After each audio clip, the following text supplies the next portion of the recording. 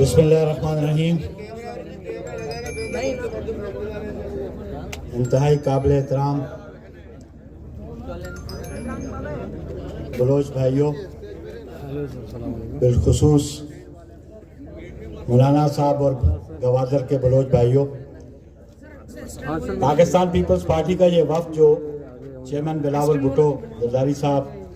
اور آصف علی زرداری صاحب کی ہدایت پہ آپ کے پاس یہاں حاضر ہوا اظہار یکجہتی کے لیے، اور میں یہ سمجھتا ہوں کہ قادر پٹیل ایم این اے نے آپ کی بھی ترجمانی کی اور پاکستان پیپلز پارٹی کی بھی ترجمانی کی،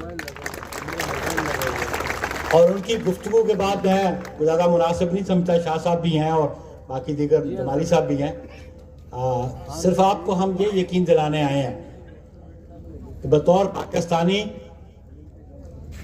آپ کا بھی اتنا ہی حق ہے اس دھرتی پہ جتنا اسلام آباد کے مکینوں کا ہے۔ آپ کے بھی وہی حقوق ہیں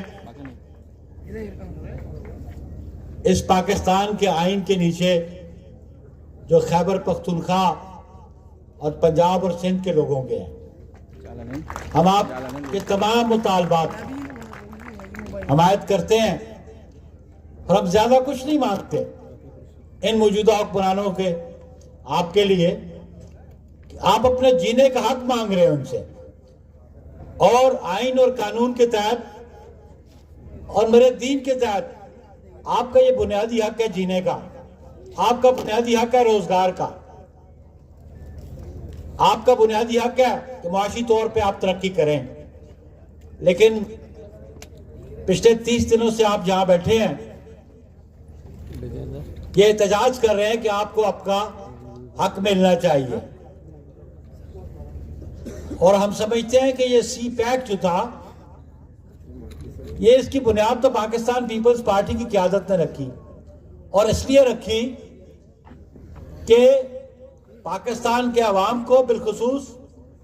گوادر کے عوام کو اس منصوبے سے استفادہ حاصل کرنا ہو سکے، ان کی معاشی ترقی ہو سکے، اور یہ پہلے پورٹ جو تھا کسی اور کے پاس تھا، اور پھر پاکستان پیپلز پارٹی کی قیادت نے اس کو یہاں یہ سی پیک کے حوالے کیا۔ ہم یہ توقع کرتے ہیں کہ سی پیک کی جتنی بھی ایڈمنسٹریشن ہے کہ جب تک گوادر کے لوگ خوشحال نہیں ہوں گے، جب تک گوادر کے لوگ مطمئن نہیں ہوں گے تو یہ منصوبہ کامیاب نہیں ہو سکے گا۔ اس کی کامیابی کا انحصار گوادر کے عوام پہ ہے، بلوچستان کے عوام پہ ہے، ان کی ترقی اور خوشحالی کا یہ منصوبہ ہے، اور جب تک وہ